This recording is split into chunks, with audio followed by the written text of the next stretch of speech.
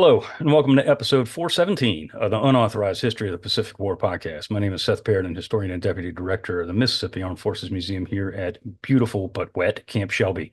And with me, as always, is my esteemed co-host, retired Navy Captain Bill Tody, former skipper of the fast attack submarine USS Indianapolis, Commodore Submarine Squadron 3 in Pearl Harbor, and many others. How are you this wet September 10th, Bill? Well, it's September 10th, 2024, and for the first time in my life, I have COVID, but I'm going to power through this today. I've had lung issues ever since, frankly, since 9/11, 2001, and so I've always been afraid of getting COVID, and now that I have it, I'm blessed to say that it's not so bad. I don't know if that's something you ought to say, but I had to tempt fate, but God is protecting me or something, because it's not so bad. But I will make an observation, though. First of all, I got to get better because next week I'm going to my 45th Academy reunion in Annapolis, and I want to be well for that.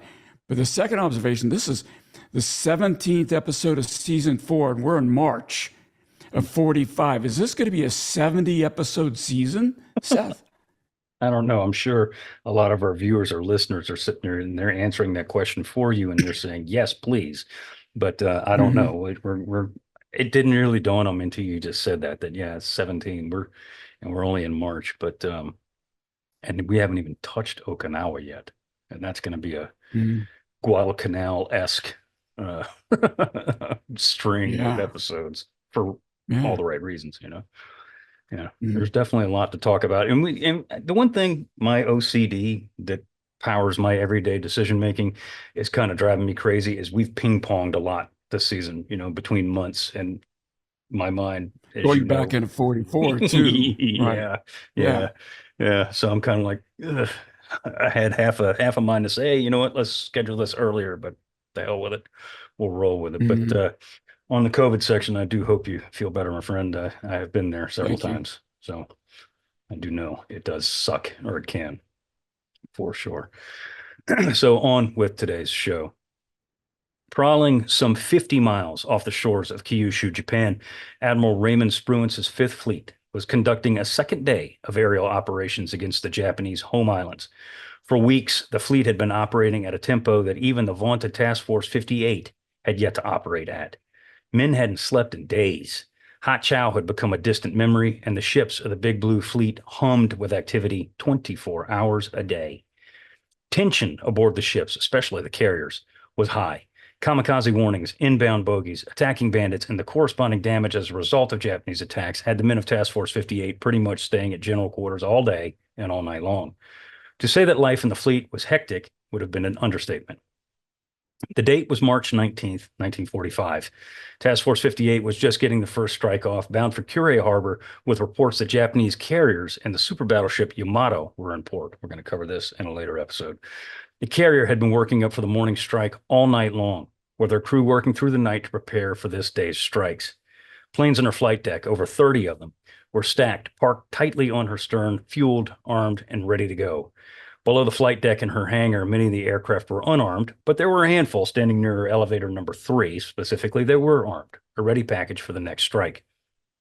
At 0535, the ship's captain set condition 3, which surprised some men as they were so close to Japan. But many were eager for the hot chow that had evaded them for days now. The crew began to relax, for the time being. Now, there are many stories of survival that have come out of World War II. Some of the stories are almost too heroic to believe. Indianapolis, we'll get there too. Some are breathtaking, some are tragic, some are inspiring. However, the majority of survival stories that you hear don't usually pile all those adjectives into one. This one, however, does. This story is one of survival of both men and ship, filled with heartache, tragedy, heroism, and ignorance alike. The story of the USS Franklin and her ordeal off the shores of Kyushu in March of 1945 is legendary. Bill, there's always a few stories that you have to talk about. And you talk about the Pacific War, especially from a United States naval point of view. The Indianapolis is obviously one, Midway is another one. This falls into that category. Franklin is legendary. It is. And, for all the right and wrong reasons, this is one of those circumstances where you hope you don't have to get into the situation to prove that you're as good as you are. But they did. And there's a lot of malfeasance going on here. There was a lot of hubris. There was a lot of ignorance. But when when the stuff hit the fan, the crew performed magnificently, not just the crew of this ship, but crews of the ships surrounding her. And there's just so much to unpack in all this, Seth. There is, and we're going to do our dead level best to do that very thing. But before we get started, I do want to pay tribute, if you will, to a specific author that I used heavily when I was writing the notes for this. Now, when I was at my former job at World War II Museum, I interviewed a lot of Franklin survivors, a lot. And my colleague who was on our Masters of the Air episodes, Tommy Lofton, also interviewed a lot of Franklin survivors. However, we didn't interview all of them for obvious reasons. But there's a guy who wrote a book named Joseph Springer, and I'm mentioning him specifically for, again, always give credit where credit's due. And two, I know he watches the show, or at the very least, he's watched a few of the episodes. He wrote a book called Inferno, and I frankly don't remember how long ago it was. It's been around for a while. I've had it on my shelf for a very long time. And it is the book about USS Franklin. It is the book about her ordeal in March of 1945. A lot of the nuances that I put into this episode came out of that book. So I want to pay credit where it's due. Joseph Springer's Inferno. It is available on Amazon. It's not in print anymore. They're used copies that you'd have to buy, but I highly recommend that you pick one up and read it if you haven't already got this on your shelf. It's a great book. You will not be disappointed, I assure you. So credit where Was he credit's on due. the ship, Seth? He was not. No. He's a naval. He's a historian, just like we are. Historian. He's written a couple other books, but this is this is on in my opinion, in the Mount Rushmore of naval history of World War II. It really is. It's heartbreaking. It's told from the perspective that gets after my heart, because it uses a lot of veteran oral histories. And you could tell, Springer knew a lot of these guys personally, kind of like I did. So that is also always a good thing. And it's really good. So check it out. Right. So before we get to Franklin and her March ordeal, we need to let people know who Franklin was. Because, when people think of Franklin, they think of her from this one episode. And she'd been around a while, Bill. She'd been in the fleet for a while. It wasn't like she was some Johnny come lately. She, of course, bears the superstitious hull number 13, CV 13. And that stuck with a lot of guys for a long time. But she had just recently returned to the fleet. On October 30th, 1944, she was operating with 3rd Fleet off Samar when she was struck by a kamikaze. The kamikaze, which was a Zero, was armed with a bomb, as most of them were, came at Big Ben from high and astern. The airplane hit just aft of the superstructure, or island in CV parlance, and was plunged through the flight deck. The resulting explosion and fires on Franklin from this strike in October 44 caused the most serious damage yet inflicted on a fleet carrier by the kamikazes. Bill, like 56 guys were killed in this attack. 60 more were wounded. The fires were extinguished pretty rapidly by Franklin's crew. Her flight deck was patched over in such a way as to allow her to recover aircraft, but her time in the fleet at that time was over. She had to go back to Puget Sound for permanent repairs. But even before then, Franklin saw a lot of action, didn't she? Yeah, she did, Seth. And, going back to that 13, Franklin is the naval version of the historical space flight Apollo 13, which coincidentally launched 13:13 in the afternoon. And so people were saying the same thing about that. Aren't you? Isn't that a bad omen? And of course, the crew said, "Oh, not at all." Of course, that skipper was an Annapolis graduate, Jim Lovell. This skipper we're going to be talking about was not. And when you hear about this guy, I'm glad he was not.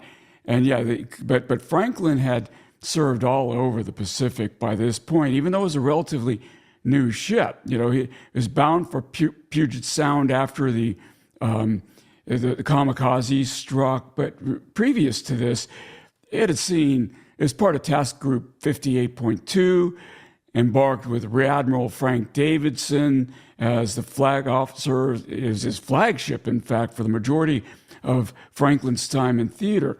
It had arrived in theater just after Philippine Sea, so it missed that battle. But she drew her first blood in late June with continued strikes on targets in the Marianas as Forager was winding down. We've talked a lot about that. Throughout the summer of 44 and into the autumn, Big Ben pounded Japanese installations from Palau, this is following Palau, to the Bonans, and everywhere in between, where she was part of the Third Fleet under Halsey.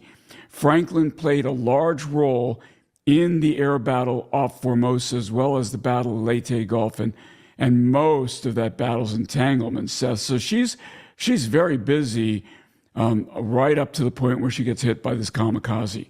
Absolutely, yeah. I mean, she saw quite a bit of war, and her aircraft helped sink the Musashi at Sibuyan Sea, and Chiyoda and Zuiho at Cape Engano.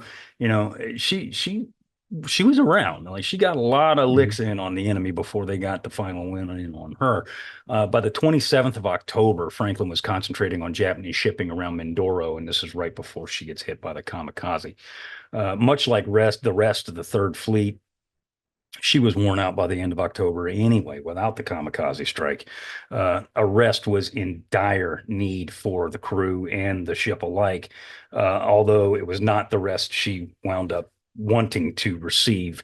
She arrived in Puget Sound in November 1944, and she'd spend the next 3.5 months, that's how significant the damage was, in the United States, having her wounds fixed, new equipment installed, and new radars and anti-aircraft weaponry, like we've talked about ad nauseum before. When they're in the home states, they get a lot of new stuff put on her. Now, her first skipper was a guy named Captain James Shoemaker.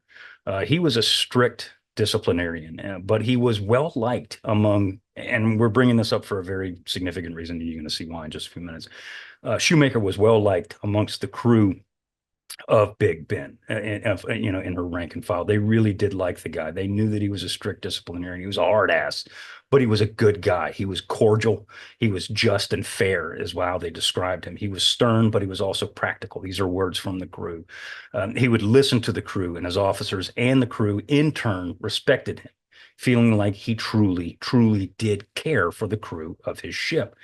A skilled ship driver, Shoemaker himself had more than once, and we've talked about this too, grabbed the helm to steer his ship from danger of falling Japanese bombs, or in one case, a torpedo. When at captain's mast, Shoemaker was harsh, but would always listen to his men, giving them the reasoning behind the punishment they received, if they received any at all, leaving those who were found guilty of some offense feeling as if, even if they had done wrong, the skipper was always fair with them. Shoemaker was known to lead by example, and above all, this made his men respect him very highly. However, Bill, Shoemaker is relieved after Franklin goes into port in November of 1944, and he is relieved by a guy that has a very different reputation amongst Franklin crewmen, and frankly in naval history, and for all the wrong reasons. Yeah, that's true, Seth. By the way, I suspect some of the sailors that I took to captain's mast considered me pretty harsh as well. I mean, when you're on the receiving end of that, I don't think people think it's a good thing or a pleasant thing to go through. I just hope I was fair, like Shoemaker. Now, yeah. So this incoming skipper, he was cut from a different cloth entirely. He's going to take the carrier to the Japanese home islands.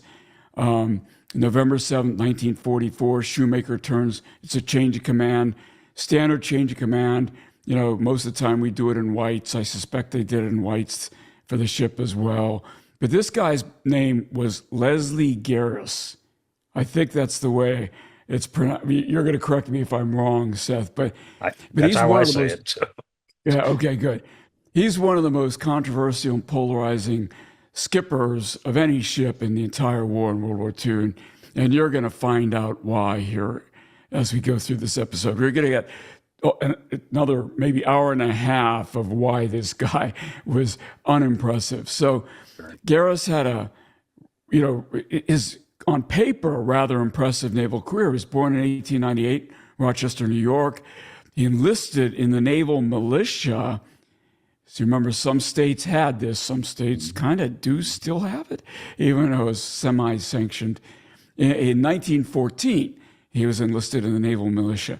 Serving in World War I, Garis saw limited action in the Great War before being sent to the reserve officer class, which in those days only existed in Annapolis. It was spread to various college campuses around about World War II timeframe. But in those days, reserve officers went to a school in Annapolis, not the Naval Academy, but a school that was located in Annapolis. It was kind of a short-term thing. He was commissioned an ensign. For the next several years in the Navy, he was aboard destroyers before reporting for flight training in Pensacola in 1927. After getting his wings of gold, he flew off of the first carrier USS Langley CV-1 and led the 9 Hi-Hats, which is a long precursor to the Blue Angels. It was a Navy stunt flyer team. I like the name Blue Angels way more than I like the name 9 Hi-Hats. Agreed. In 1932, he flew with VF-5, Fighter Squadron 5, and then VF-6. By 1939, he was serving as air officer aboard the 4th carrier USS Ranger CV-4 in the early part of the war until 1944. So he's aboard Ranger as air officer until 1944. Gary spent this entire time in the Aleutians.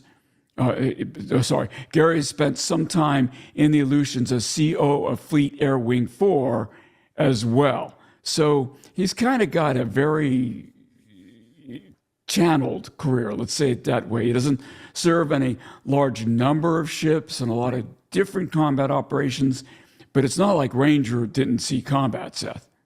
No, it was limited, but yeah, you're right, 100% right. And he was an aviator. He's a naval aviator, so he's obviously going to spend a lot of time in the aviation realm, and that's exactly what he does until he takes command of Franklin, and then obviously he continues in that role.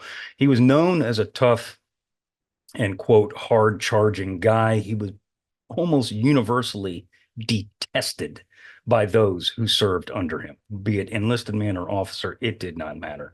He was an autocrat. He ruled his commands, all of them, with an iron fist and made no friends wherever he went, be they officer or enlisted. He was said to often fly off the handle when things went awry, blaming, and this is always a sign of a good leader right here, blaming anyone but himself for whatever issue was at hand. His relief of Captain Shoemaker was seen by the crew as a very most unwelcome event. This is why, and he makes his presence known immediately. Dig this. This is honest to God. At the change of command, Garis told the crew in the presence of Shoemaker that, quote, it was your fault that Franklin was hit by the kamikaze. I'm not making this up. I swear to God. You failed to shoot it down. You didn't do your duty. Because of your incompetence and laziness, the ship was hit. You evidently don't know your jobs, and I'm going to do my best to shape up this crew, end quote. This is what he tells his brand new crew in the presence of their former skipper. Yeah. Nice guy. This is gonna not impress the outgoing CO either, obviously. You know, it's in the submarine force, Seth, COs like these autocrats, it's almost self-correcting in a very, very sad kind of way. Because in a submarine, if the crew isn't behind the skipper, the crew dies. The whole submarine sinks when bad things happen. So a submarine CO needs every crew pulling for the whole command, because any sailor on the submarine at any time can prevent the kind of bad thing from happening that's going to sink the ship with all hands. Mm-hmm. So submarines cannot tolerate COs like these, the autocrats. You have to be understanding, you have to take inputs, you have to receive inputs before you make a balanced decision. You could get away with this. I hate to say this in the aviation community because individuals die generally, not whole ships die, unless the CO happens to be the captain of a ship. And that's where these things kind of start falling apart. And so we're going to see that in spades in this story. That was a cliffhanger for you folks. All right. So Garis' ignorant words rang very hollow to the crew as they stood assembled to meet their new skipper, weeks before they had buried their shipmates. And having been at sea for 156 days, 6 months essentially, 123 of which were in the combat area. They were not rookies who needed a lecture or talking to from this dude who had just been on board for maybe an hour. Garis' initial speech to his crew set the stage for what would remain of Franklin's combat career, and frankly, Garis' combat career. To compound matters, once he was aboard, Garis posted his resume throughout the ship. Look how great I am. Yeah. As if he was showing off. Can you imagine that? Putting, your resume on the ship, say, this is your new CEO, memorize this. You need to know all of his background so you could greet him, right? At this pompous list, he wrote of his aversions, the things he hated. Okay, crew members, understand, I hate lazy people. I hate dirty people. I hate noisy people. I hate smarty pant boots who imagine they're being salty by showing off ashore, or those who snub me by not saluting and thus preventing me from saying good morning. Because if you don't salute me, you're preventing me from saying good morning to you. So it's your fault. Everything is your fault. This is really bad, Seth. Yeah. And to those who are sitting there saying that Bill just made that up, Bill most certainly did not make that up, because that is pretty much a direct quote from his introductory resume that he posted across the ship. No lie. The man put these very words up in print throughout the USS Franklin. A guy that I knew quite well, Ray Bailey, who was on USS Franklin, summed Gary's up pretty much, essentially what the whole crew thought of him, and called him an arrogant ass, which is exactly what he was. Now, new skipper and all, once Franklin's refitted and ready to go, she's going back to the war. She leaves the States in February 1945. So she was there, as we said, for 3.5-ish months. She heads back to the Pacific. On March 13th, Big Ben arrives in Ulithi, ready to fight again and back for more. She only stayed at Ulithi for a very short while because she was needed. She needed to get back with the Big Blue Fleet. She departed only 2 days after she'd been there, flying at Rear Admiral Ralph Davison's flag and taking Rear Admiral Gerald Bogan, we've talked about him multiple times, and Captain Arnold Isbell along as passengers. Isbell was going to take over the command of USS Yorktown once they got out to that area, to the AOR. He was going to be transferred over to Yorktown. After leaving Ulithi, Garis made an announcement to the crew saying, quote, "We are sailing northward, a part of Task Force 58, bound to strike the home islands for the first time," unquote. After rendezvousing with the rest of Mitcher's task force, Big Ben set about her mission, which was to neutralize the Japanese airfields on Kyushu. On March 17th, 1945, the fleet, Bill, enters Japanese waters. Now, these are not the waters off of Ulithi. These are dangerous waters for many reasons.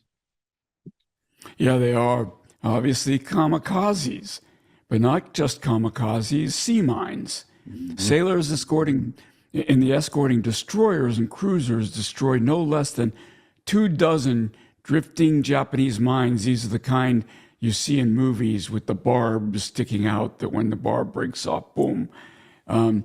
So these are waters. So it's very dangerous. They're off the home islands, maybe 50 miles. And this is March 17th. They destroy more than 24 mines alone. As the fleet draws nearer to the enemy homeland, Japanese snooper aircraft detect the massive fleet and hounded them throughout the day and the night. American Combat Air Patrol encountered the majority of the snoopers before they got too close to the fleet, shooting down most of them on the 17th. Now, the crew had been at general quarters all day on the 17th as the fleet neared the enemy coast. And as darkness fell, there was no respite for the weary sailors. Difficult to miss, the Fifth Fleet, it was spread across some 50 miles in width and 100 miles from fore to stern, and circled all night long by Japanese recon aircraft. And remember, so this is a period of time when the Japanese are not afraid to conduct It raids at night, Hmm. both kamikaze and standard bombing raids. How do they see these ships? You know, luminescence, bioluminescence for one, right? In fact, I just mentioned Apollo 13. Jim Lovell tells a story about being able to find his ships when he lost power on his airplane by following the bioluminescence back to his aircraft carrier. Otherwise, he would have crashed in the ocean, probably died. So this is the way you do this. If the ships are moving, they're to generate this bioluminescence. The Japanese can find them. And then once they find them, they drop flares around the perimeter of the fleet, keeping both the sailors and the radar screens awake all night long. This is why they could not secure from general quarters and get some rest, because this was going on 24/7. Radar tracked over a dozen Japanese night flyers and Enterprise and Independence, the two night carriers. We talked about the rotation of day and night carriers in a prior episode, splashed many of the nocturnal lurkers, but not all of them, Seth. No, and and that's something to mention, and I want to bang on this, and we're going to continue on this in just a couple minutes, is that, sometimes the impression of a sailor in the Pacific Fleet, or any fleet, but especially the Pacific Fleet, is that, you get your three hot meals and you get your rack every night. And to an extent, a lot of the times you do. However, there were several times, and I'm not just talking like, a couple days, I'm thinking like periods of months at a time, where these guys were on the razor's edge of exhaustion, and actually, frankly, past that razor's edge, on the other side of the razor's edge of exhaustion. If you read some of the accounts from this particular period, March 1945, and certainly stretching into April around Okinawa, when all the kamikazes are raining down like steel rain, guys that were aboard the ship, and I'm not even talking pilots, I'm talking about blue jackets, they universally say that this was the most hectic time of the entire war. Think about that for a minute. And that includes Leyte Gulf, that includes Philippine Sea, all that. That this particular time of the war, late February, March into April, was the worst time of the war for those guys, not just aboard the carriers, but aboard, cruisers, destroyers, battleships, whatever. It didn't matter, because it never freaking stopped. Never stopped. I'm going to give you an example of that in just a second. So that night, March 17th, men in the carriers across the fleet worked feverishly to prepare the aircraft for the next day's raids. Ordnance men armed and fueled the aircraft, and by early morning, Franklin's flight deck looked like someone had kicked over an ant hill. Flight deck crews running all over the damn place, getting the aircraft ready for the launch and the blowing cold wind of mid-March in Japan. Big Ben's aircraft, some from VF-5 and VMF 214, yes, that VMF 214, were assigned to targets in and around the airfields of Kagoshima and Izumi. Hellcats from VF-5 intercepted 24 Japanese aircraft over Kagoshima and claimed 18 kills, which is actually, for once, pretty close to what the Japanese lost. If I remember off the top of my head, they admitted to losing 14, so this is not that far off. The Hellcats and Corsairs strafed targets on the ground, destroying aircraft, hangars, airfields, facilities throughout their assigned area. Despite the initial dogfight, enemy aerial activity over Japan was not what had been expected in Franklin's sector. The reason for that was that the Japanese that we thought were going to intercept us in the air over their airfields were actually at sea hunting our guys. They were on the hunt all over the place.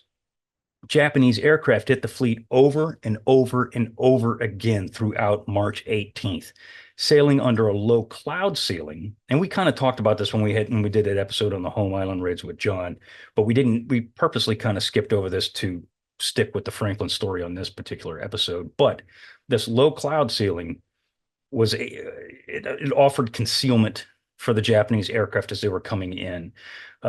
Despite the fact that they were picked up on radar, the attackers would evade American fighter interception by hiding in the clouds. Such an attack hit Enterprise with one bomb, temporarily disabling the Big E. Intrepid was also hit by large pieces of a crashing Betty that exploded close aboard, holing her hull and starting fires. Now, Bill, this is where we're talking about with the Nonstop. The fleet had been under attack throughout the day, but the constant and large presence of American combat air patrol kept most of the attackers at bay. However, at 1500, 3 Judy dive bombers made an approach on Yorktown, hitting her with several bombs. But that's not all, is it? No, it isn't. But I'm going to go back for a second, Seth, to what you said about clean sheets and all of that, Mm. because that's something my uncle Ralph, who was a Korean War veteran, combat veteran, Korean War, was overrun by the Chinese, told me when I was a kid.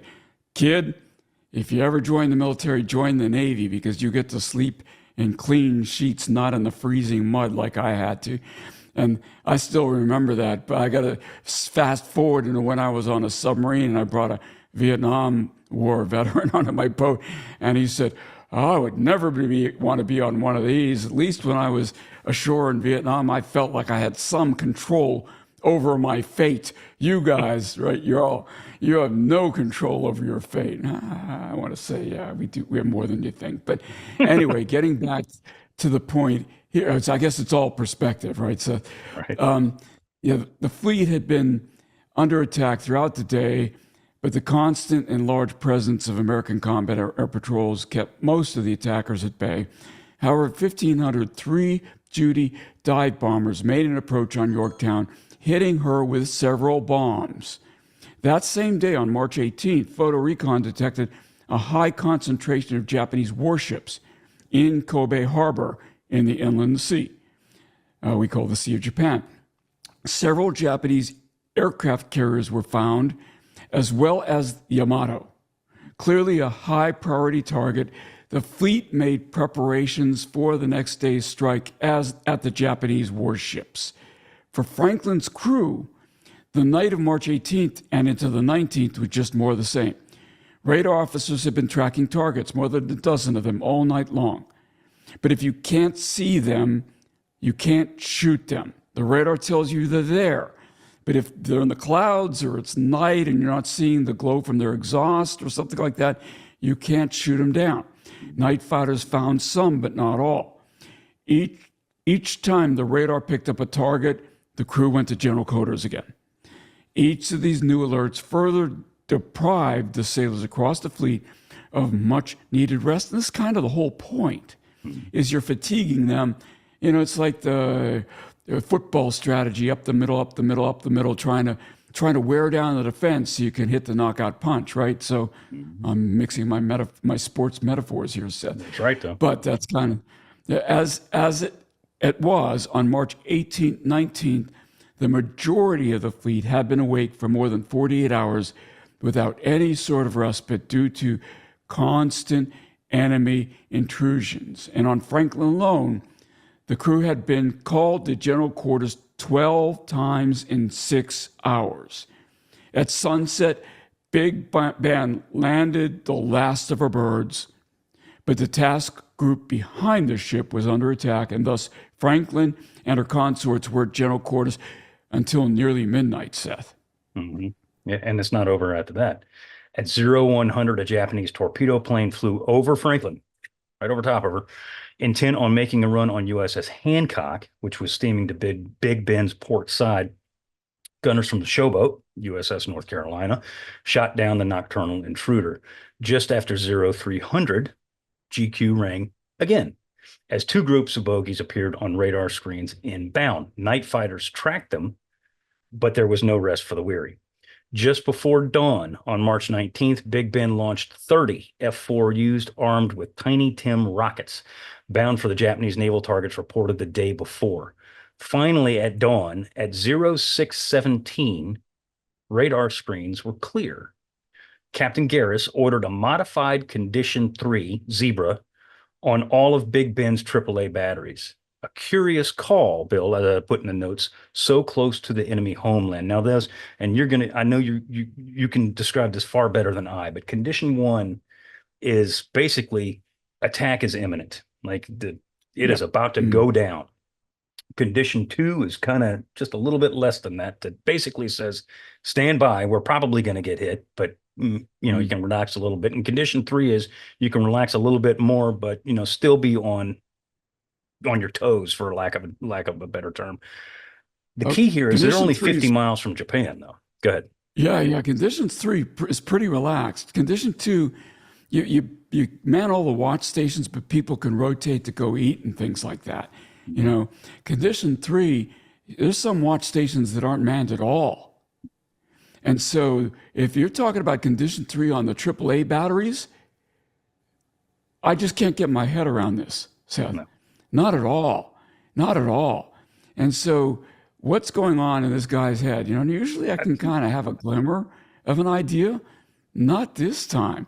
As Franklin, like all the ships of her task force, had been in condition one for over 36 hours. I get that, right? So sometimes you could stay conditioned and want to do something called soup down, where I talked about that before, where the cooks will bring food to you. Mm-hmm. But on a big ship like an aircraft carrier, there's often not a lot of not enough cooks to get out to everybody in the crew to where they're standing their watches.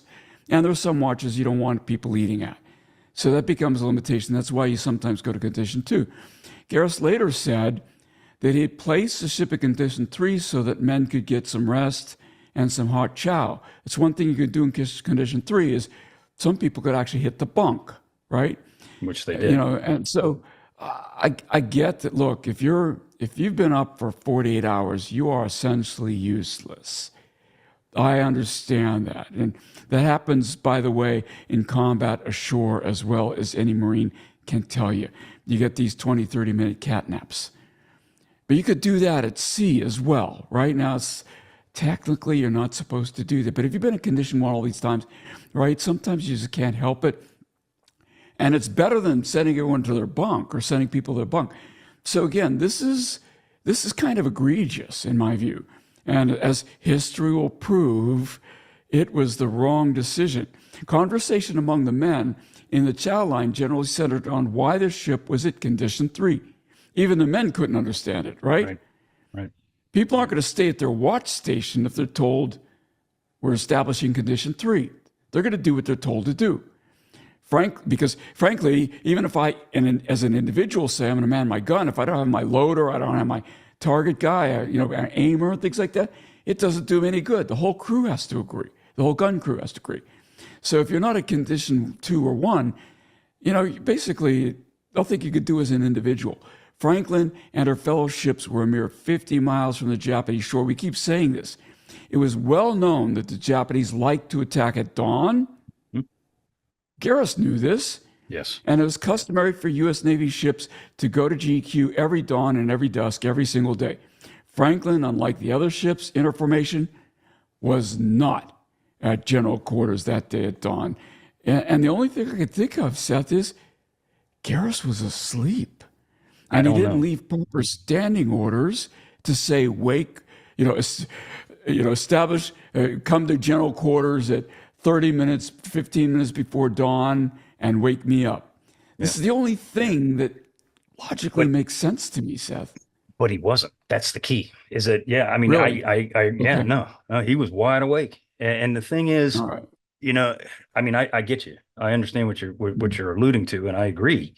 But and this is what makes it so confounding is that no, he was awake, and he was the one that sent that order down to set the ship at condition three.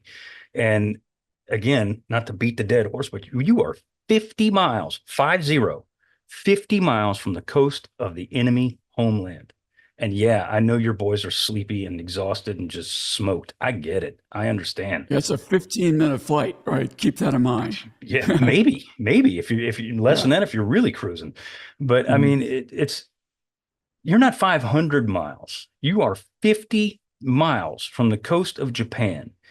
It is a known thing that the Japanese like to attack at dawn and at dusk. They have proven this through the whole dang war. There's a reason, as you said, Bill, that the United States naval vessels, combat or not, go to GQ every dawn and every dusk, every day, without fail, except for this particular day. When he does set that condition three, exactly to your point, guys are like, all right, I'm going to go get some food. And they do that very thing. Guys leave their gun positions because they can. Other guys rack out because they're exhausted. Below decks, a single double ladder hatchway had been opened to starboard amidships next to the uptake and the hangar deck. So now you got a big open funnel there on the right side of the ship. Hundreds of Big Ben's crew who had not eaten a square meal in 3 days or more began to line up for morning chow because, I mean, if you haven't had anything more than maybe an apple or two, and seriously, that's what they're going to be getting, maybe a ham sandwich if they're lucky, these guys are friggin' starving. You're going to go that, I'm going to go get some chow right now. The line of men waiting for chow wound from the mess hall on deck three through deck two and up to the hangar deck. You're talking not 50 guys, you're talking several hundred sailors or and Marines are waiting for this food in the middle of the hangar deck on an aircraft carrier 50 miles from Japan. I'm sorry, that just spells disaster. Now, outside, the sea was calm and it was cold. And there were guys that were aboard Franklin that morning. I remember telling me it was damn cold, like really cold. There was frost on the flight deck early that morning. That's how cold it was. 12-knot wind blowing across her flight deck and low scattered clouds hung over the fleet. The clouds that we were talking about yesterday are now hanging there at about 2,000 feet. This was good cover for the Japanese attackers, but at this point, again, to reiterate, the sky was clear according to the radar screens. Off of Franklin's port beam, about 1,000 yards away, sailed USS Hancock, a veteran fleet carrier. We've talked about her a lot. Astern of Big Ben was a light carrier Bataan, and ahead of Franklin to her starboard side was USS San Jacinto. The radar screens, again, were clear of Japanese, yet the men aboard Big Ben, for whatever reason, could not seem to relax. At 0654, Franklin's CIC chirped up, stating that they had a bogey some 30 miles distant. Less than a minute later, CIC again stated that they had a bogey now bearing 280, 22 miles away. Recognized as a twin-engine aircraft, it was thought that this airplane was coordinating an inbound Japanese aircraft strike that would soon make their presence very, very known. At any rate, with bogeys on the radar screens, Bill, and a known thing that bogeys are on the radar screens, Franklin at that point should have been called to GQ, but she wasn't. Yeah. So two footnotes here, Seth. First one is when I did my episode about Captain McVeigh at his house, CEO of the Indianapolis, there was a photograph at his house of him in a bridge coat, warm, cold weather bridge coat. It looked like on the bridge wing of USS Indianapolis, and I speculated, because the Indianapolis was Spruance's flagship, that this was the time period when that photograph was taken because it was cold, right? So that refers back to that episode. Second point, when I think of Garis's indecisiveness here, the image that comes to mind is from the movie, the Caine Mutiny, where the skipper of the Caine Mutiny is frozen. During the hurricane, he's frozen from fatigue, not from cowardice, and can't make a decision from fatigue, and ends up not making the right call, and it leads to Officer Deck overriding him in sequence of events.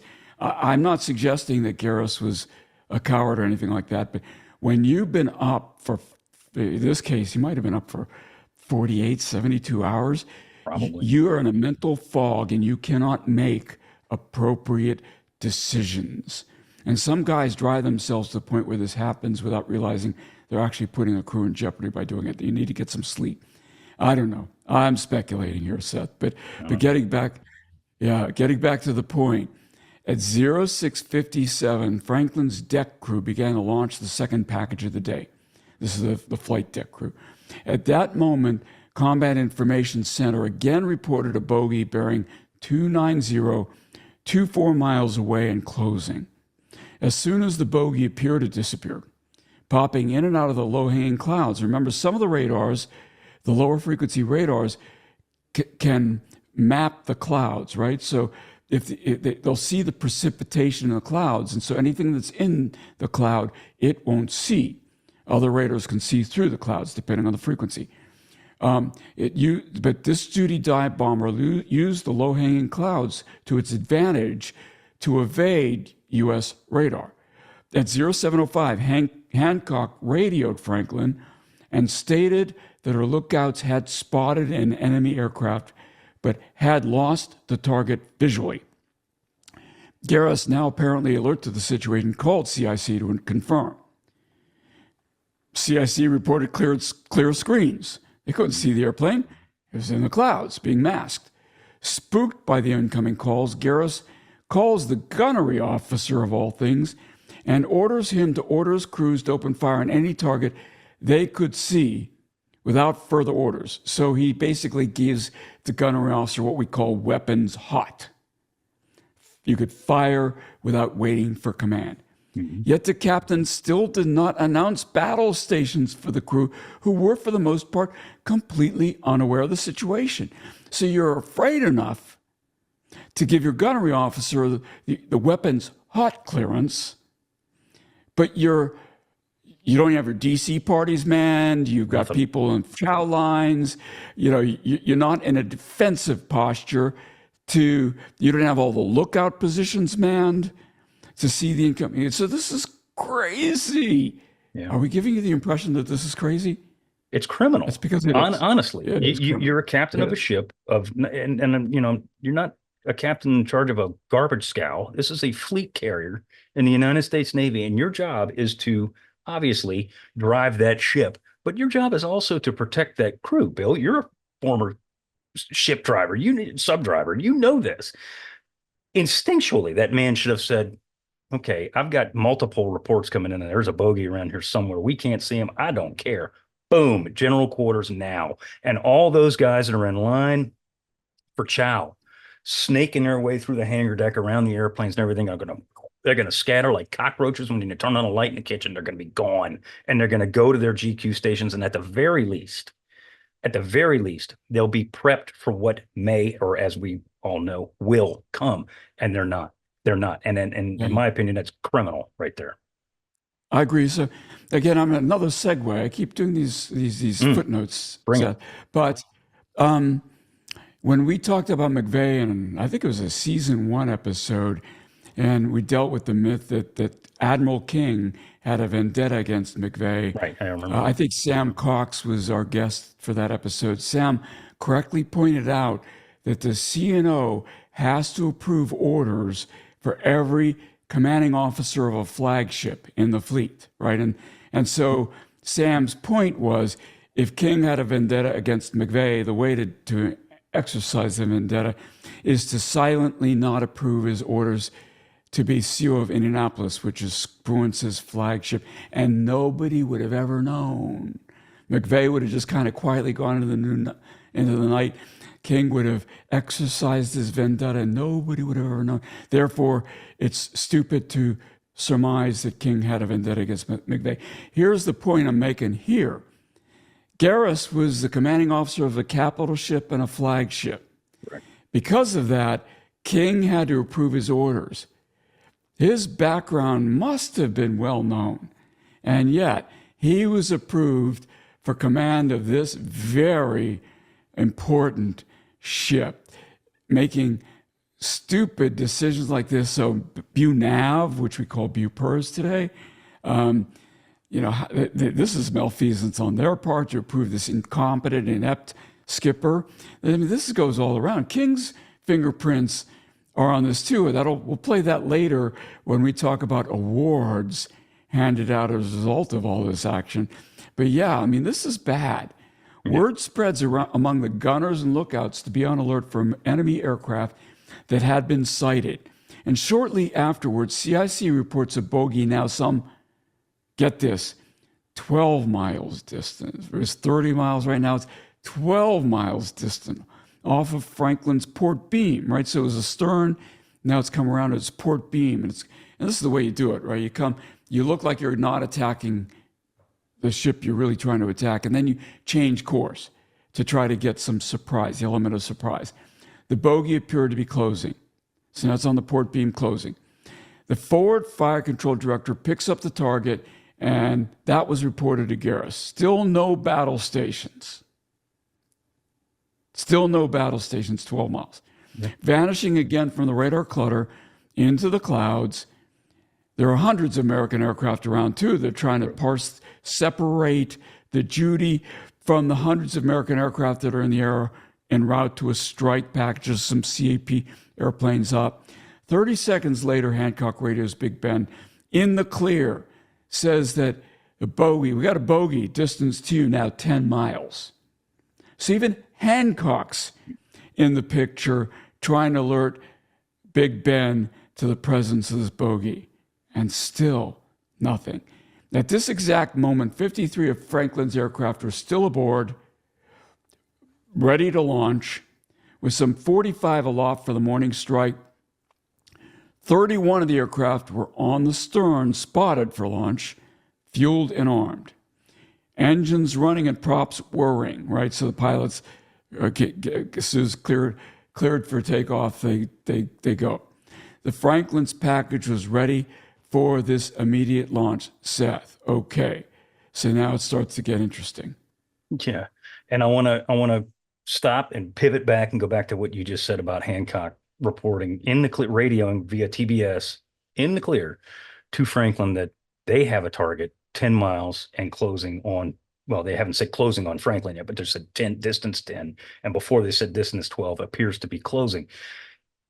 Hancock can see it. And even if your own radar is, picking it up and losing it, picking it up and losing it, picking it up and losing it, which they are, Franklin, I'm talking about.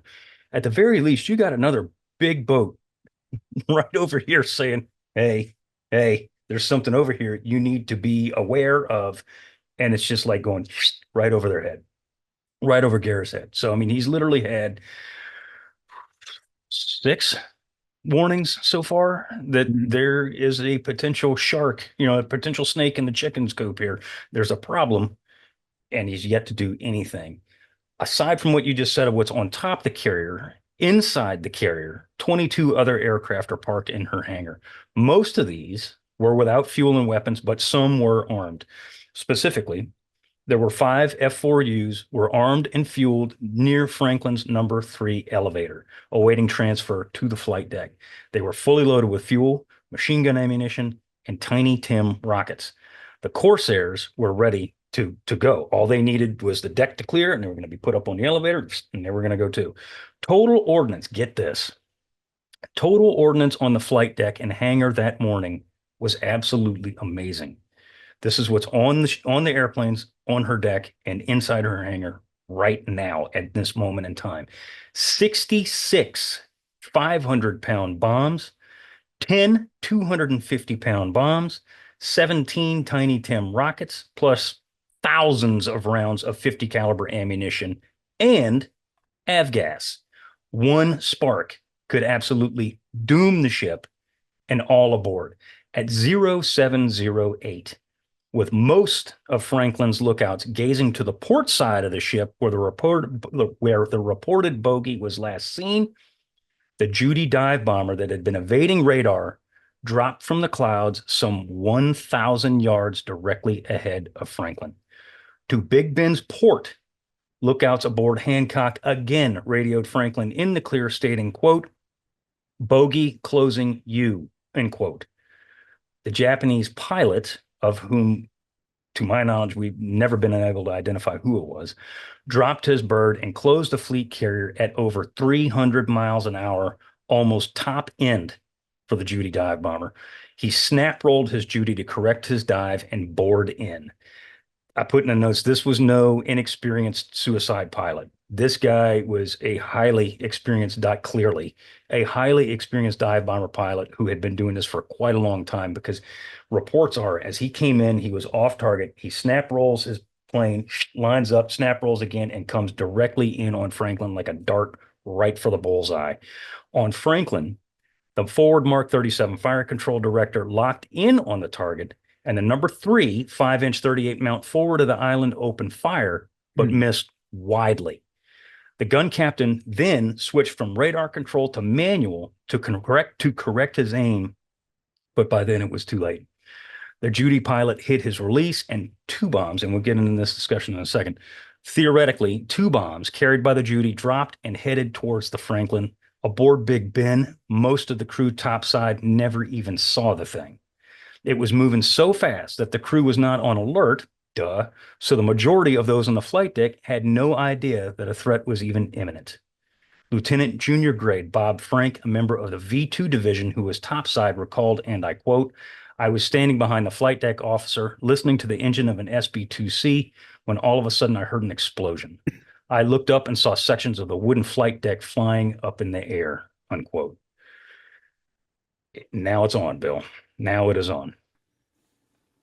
So Seaman Second Class guy named George Sipple, was a 20 millimeter gunner on the port side of Franklin. He recalled, quote, I looked out across the flight deck and the elevator was at a 45-degree angle. That's never a good thing.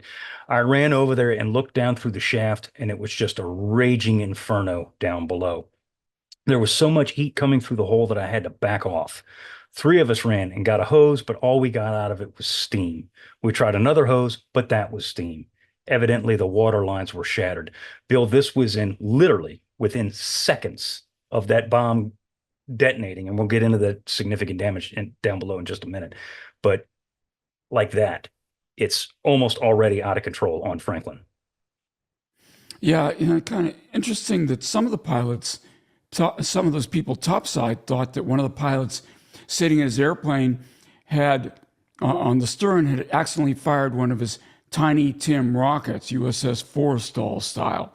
But the smoke pouring out from the forward elevator, soon enough disproved that theory. Obviously, that wouldn't the Tiny Tim wouldn't have gone down. Right. Men described pandemonium down below on the hangar deck. Men topside could hear others yelling and screaming at some men who were in the hangar. They came pouring out topside. Many were wounded. Bob Frank recalled, this is the JG. People were scurrying all over the flight deck, and some of the pilots hadn't shut down their engines. Since there was so much smoke, there were men running into those spinning propellers because they couldn't see where they were going. Obviously, that killed them, chopped them to bits. There was no fire on the planes at that point, so I started aft. I climbed up on the wing of an SB-2C and shut it down. He continues this operation all the way down the flight deck, shutting down as many of the airplanes as he could. It's interesting to me that the engines were running with no pilots in the cockpits. Was that common, Seth? It could be, yeah, because the pilots are going to be in their ready rooms and the plane captains are on the flight deck. They're making sure all those birds are running and they're running right. Mm-hmm. They're making sure there's Mm-hmm. not a miss, there's not a hydraulic leak or whatever the case may be. And those birds are ready and warm to go because when those pilots get in there, they're gone. They're going to launch them. So yeah, this is not, unfortunately, it's not uncommon, but again, we had never run in, no pun intended, God forgive me, had run into a situation quite like this before. So it was unprecedented. The fact that Frank had the wherewithal and all this chaos to start shutting down engines is a minor miracle in and of itself, I believe, anyway. Sure thing. I agree. And it's obviously not the way it works today. But moving to the F4Us, Frank disabled the electrical firing circuits for the Tiny Tims. It doesn't mean they're not going to cook off because of fire, but at least they aren't going to be propelled, hoping that should the fire reach that far aft, it could mitigate some damage. According to Franklin's damage report and a cruise book, the first bomb, a 250 kilogram or 551 pounder, exploded in the hangar deck after piercing through the flight deck at frame 68.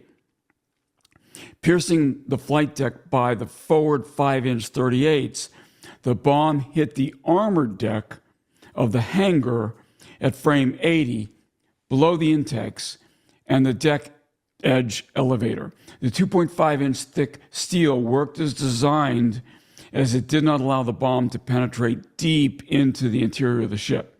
Instead, it ricocheted upwards back towards the underside of the flight deck, where it exploded midair, unfortunately right below a fully fueled and armed F-4U Corsair. We should, so Seth, we're just talking about the one bomb here. Was there a second one? So we don't know. We don't know. There's a lot of conflicting reports that say there was one or there was two. And frankly, I don't think we'll ever know at this point.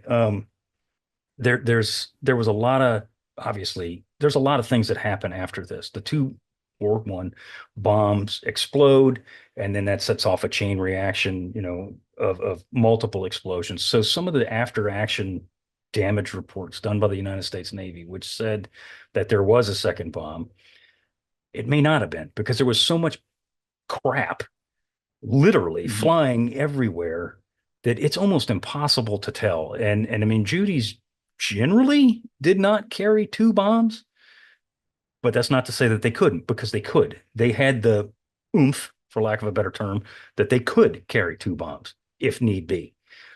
It wasn't a common practice, but we don't know. There were guys that were on the flight deck that swear they saw two projectiles leave that airplane and boom, boom, two separate explosions. I don't know. We'll never know. But the theory is that the second bomb blew through the flight deck near elevator number 3. This bomb acted just like the first one did and exploded midair and blew apart the aircraft that were parked astern in the hangar and set them afire. Now, remember, we said that the aircraft did not have fuel and did not have weapons in them. Well, again, think about this. Anytime you have a piece of machinery that runs an internal combustion engine that runs on fuel, there's always going to be some fuel in that apparatus, whatever it be, a car, an airplane, it doesn't matter. And if at the very least, there's going to be fuel vapors. And that's exactly what tripped off on the back here on the stern of Franklin inside. The blast concussion from either this bomb that we theoretically assume did hit the ship, or secondary explosions from Franklin's own aircraft munitions and fuel caused this enormous explosion that produced tremendous amounts of blast pressure that literally vaporized men in its path. The blast pressures were vented through the passageways and into compartments where the bulkheads were buckled, and shrapnel flew in every direction, down through the captain's office, gunnery office, and most importantly, Bill, destroying the damage control office on deck 2. Additional shrapnel blew downwards through the overhead of the overly crowded messing departments and turns those places into a slaughterhouse. Yeah, the importance of this damage control office is during battle stations, you have it manned. You've got people on sound-powered phones. You got maps of the ship. You got the maps of the fire mains. You could monitor reports of which fire mains have pressure, which do not. You can order kind of compensation for things that go wrong. You order people which casualty to attack first, in what order, from what direction. You come from the stern. You come from, which compartment. All of these things are coordinated by a guy by the name of the damage control assistant, one of my first jobs on a submarine, throughout the ship. And when you destroy the DC office, you not only destroy the place from which all those things happen, but you destroy the people who are in the damage control office, who are trained to coordinate damage control efforts. Yep. And so what ends up happening is random, kind of perfunctory, ad hoc damage control efforts that are not coordinated. So you have some hoses that are good that are not manned, other hoses where people are manning the hose, they're not good, and things like that happen. You got no communications. So you have to set up an alternate damage control coordinating location. And sometimes the ships will have those manned and ready from the beginning, knowing to compensate for battle damage. Sometimes you have to set them up ad hoc when something bad happens. I'm not sure which is true in this case, but hundreds of men who had been lined up for morning chow, the long line we talked about earlier wrapping around parked aircraft on the hangar deck, were caught completely exposed to the bomb, the shrapnel, and the blast. The gallery deck between the flight and hangar decks was also a slaughterhouse. The bomb, when it deflected upwards, bouncing off the armored deck up towards the underside of the flight deck, blew in that vulnerable area near Combat Information Center passageways, the flag plot, and number 1 and 2 ready rooms. Most of the men there were killed instantly, while some tried to escape, only to die from asphyxiation due to the fact that hatches had become jammed shut because of the blast and initial detonation. Worst of all for Franklin's initial damage control response was the fact that the damage control party that activated the firefighting risers and the sprinklers were killed in the blast and fires that ranged inside the ship. Because of those deaths, Franklin was without organized damage control, what I just described, where she needed it the most, Seth. Yeah. I mean, the perfect recipe for an absolute disaster. Like other carriers that had been hit severely throughout the war, and we all know these stories, Kagi and Kaga and Soryu and Midway and Hiryu to an extent, and all these other carriers that just go kaboom when their avgas lights up, or in other cases, in case of USS Lexington CV2 fuel vapors, this is no different here. Franklin now becomes a victim of her own gasoline vapors from ruptured fuel lines and fuel tanks in the aircraft on her hangar. Despite the fact that most of the planes were not fueled, as I said, there's always a residual amount of fuel in the lines and the tanks as well as vapor. So there's always a danger. Because of this, the hangar essentially became a massive fuel bomb that erupted in an absolutely tremendous explosion. There's footage of this. I've got a ton of footage from the Franklin disaster, and I'm going to show it. And there's no denying what's going on in this shot right here. The vapor explosion ripped through the entirety of the hangar deck. The unfortunate few who survived the initial explosion were mostly wiped out in this secondary blast. Flames shot up through the forward elevator and out the sides of the hangar deck. Dozens of crewmen were simply blown overboard without knowing what the hell hit them. They didn't have a clue. Next thing they know, they're in the dang water. Below decks, the chaos and carnage was almost indescribable. John Vandergrift, a pilot with VMF 214, recalled, and I quote, "I was in our ready room when suddenly the center of the deck of the ready room slammed into the overhead. The enormous deck heave was just outside where I was standing. Much of it is a blur, but I knew immediately that my legs and ankles were useless. The ready room was ripped and torn. Flames and smoke and bodies were all over the place." He goes on. Flames were coming in from every area, through holes in the deck and a part of the ready room that was torn away. I took off, crawling over bodies, or what was left of them. I managed to get the hatch open, and I exited the port side catwalk across from the island. There were 28 men in the ready room, and just 4 of us survived. Everyone else was killed, Bill. Mm. Yeah, this is not getting better, is it? No. Yeah, Glenn Davis was in the gallery deck when it blew all to hell, and he later said, "It was like looking into hell. Flames were shooting up all around the walkway. We were trapped and nearly suffocated, so we didn't hesitate to run through the flames because we knew we were going to die anyway. Once topside, Davis looked into the hangar below. He said, I quote, "It looked like one huge fireball from one end of the hangar to the other. You wouldn't believe how fast the fire can spread when fed with aviation gas until you actually see it. I grabbed the hose and turned on the nozzle. Nothing," unquote. For men below decks, their immediate thought was to get topside. But the fire had spread so quickly that nearly everything the men touched to get topside, all the dogged hatches, was red hot. Many men panicked and stayed put where they were. Fear of the fire's raging seemed to lock men in place. Others grabbed hold of themselves and decided to try and live. George Black recalled, "I checked the wheel on the overhead hatch scuttle and he burned his hands. Too hot to handle. Everyone was unanimous that we were heading into being capsized, and nobody knew that we were in there trapped. Nobody knew where we were. Then another explosion occurred, this time directly over us. Smoke started pouring into the vent, so did water. Omer said he had to go up to the hangar to find a way off the ship, as now the ship was listing much more. The explosion was of a bomber directly over us. It ruptured air vents, also a water pipe on the hangar port side. The water cooled off the hatch, kind of. This is like a ridiculous chain of events that might actually add to some benefit." He continued, "With much effort, Omer Sims, in a very cramped space, muscled the hatch cover open to about 75 degrees and yelled for us to follow one at a time.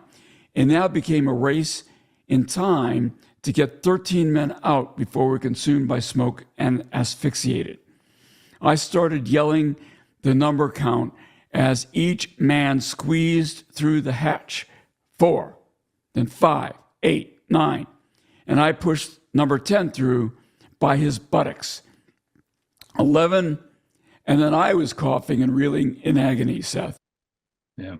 Number 13 had the only gas mask and could breathe better, but he motioned me up the steps and gave me a big push. I turned and grabbed him by the shoulder and pulled him clear. We were crouched together inside the burned out body and fuselage of a simmering bomber. There was the light of day straight across the starboard gun mounts. The hangar deck was full of bomb holes. The flight and gallery deck had fallen in, and among all of it were the dead. I was blinded by smoke and almost stepped into a blackened hole, but held up and turned the other way. The top turret guns on a bomber forward were blazing away as the ship lurched, spinning the plane around, and the 50 caliber bullets streaked across our heads in the hangar deck, missing only by inches. We could not duck down because of the debris. Captain Garis, believing, somewhat rightly, that his ship had been hit up forward to starboard, reduced speed and turned to starboard. The light carrier Bataan, just off Franklin's starboard beam, had to maneuver violently, and there's pictures of this. I'll have to see if I can dig one up and put it in here, to miss the turning and burning USS Franklin. The starboard turn put the wind on Franklin's port quarter and blew smoke into the island and her bridge. Rear Admiral Davison, this is his flagship, strongly, quote unquote, suggested a turn to port to put the wind on the starboard bow so that the firefighters who were desperately trying to battle the blazes with what little water pressure was available could access the fires and work their way aft. So Garis, I can't really fault him for here because he's kind of, in a pickle. He doesn't really know exactly what the heck is going on. He decides to turn his carrier, per orders, by the way, to the starboard side, and then Davison is like, no, wrong call. You need to move it this way. But Bill, you've talked about this before. Admirals theoretically can't give orders aboard ship because it's not their ship. It's the captain's ship. So Davison strongly suggests to Garis to turn his ship, which Garis eventually does do. Yeah, you've got to worry about the wind. Not obviously, you go into the wind to launch aircraft. That increases the speed of the wind over the flight deck and increases lift for launching aircraft. Right. But in this case, it actually adds to the fuel. It adds oxygen to the fire and accelerates the fire. And you're also blowing the smoke into the ship instead of out of the ship, which makes it harder to fight the casualty. So the ship's heading has a big impact on the difficulty of fighting the casualty. Several stories have sprung up over the years about Garis's behavior at this time. Was it, like I suggested earlier, was this Captain Queeg during the hurricane, during the Caine mutiny, or was he calm and collected? Some enlisted men on the bridge said that he was in total panic, Queeg-like. Others said that he was running around issuing orders that contradicted each other. Sometimes those kinds of things happen as the information changes and you've got to contradict your prior order. That's somewhat understandable. Some others said that he actually acted accordingly, appropriately, and some said that it was Commander Joe Taylor, the ship's XO, that was one doing most of the work. So you've got different perspectives from different people. And again, this is similar to the Caine mutiny, right? From the point of view of different people who report things happening differently. Or what's that Kurosawa movie? That's it's not Ran. There's a Kurosawa movie that tells the same story from different perspectives. It's a wonderful movie. I feel that that's happening here to some extent. In any case, Garis orders his gunners. Somebody's going to tell us the name of the Kurosawa movie, and I'm going to say, yeah. Silly me for forgetting it. Garis orders his gunners to throw their ammunition overboard. This is kind of a silly tertiary issue that seems like not the primary thing he needs to be worrying about at this point. And to open the sprinklers on the ready service ammunition, which is actually a good idea. As Garis was trying to get things under control. The ship was rocked by another massive explosion. Ammunition now on the airplanes began to cook off, either a bomb or several tiny TIMs simultaneously going off at once in one violent kaboom.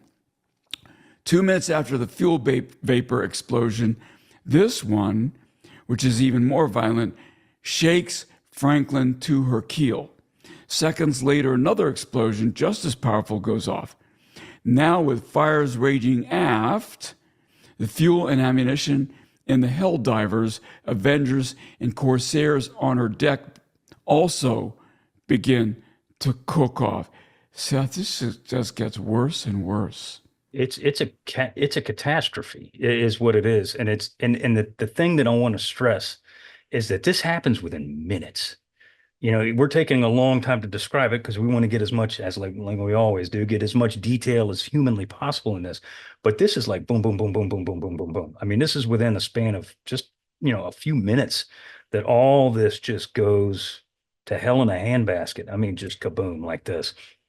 As the explosions on her deck, flight deck now, cook off almost in succession. Boom, boom, boom, boom, boom, down the flight deck as the airplanes are literally sitting there. They're just cooking off. The men in those stations aft are now trapped.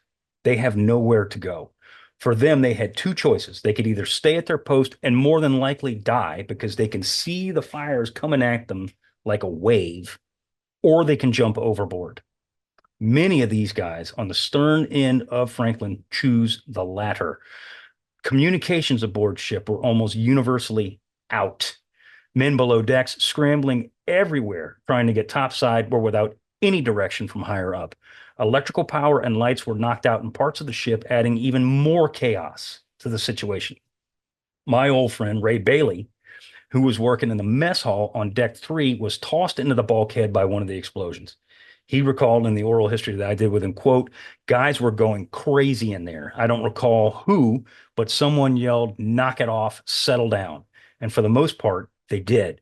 I had a piece of steel in my leg. The bone stopped it, but I was more concerned about my insides.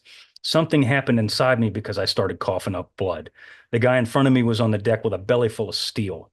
I tried to move him, but every time I did, he spit up blood. I then went and hid under a table and asked an officer if this meant we were going home. Jesus, I was just 17 years old," unquote. Another guy who is probably not very well known, but you're going to know him when I describe him. A guy named Bob Blanchard was also on the mess deck with Bailey and said, quote, "You could hear the explosions one after the other. They were endless. All of a sudden, I realized that I might not get out of there. This might be it. I was worried about my mother because she was worried about me going into the service. I was worried that she might never find out how I died. Most men were calm in there, but a few went nuts. They would start screaming that we were all going to die, and a chief would yell at them to shut up. It was the chiefs who kept us calm and got us out of there. I was pretty religious, so I started praying right then and there, Bill." You can't blame him. No. The Chiefs, yeah, we like to say that Chiefs run the Navy, and it's certainly true on this day. Rivers of flaming fuel sloshed all over the hangar deck. Some of it poured from the hangar deck into the sea. The gas that stayed aboard turned everything into a raging inferno.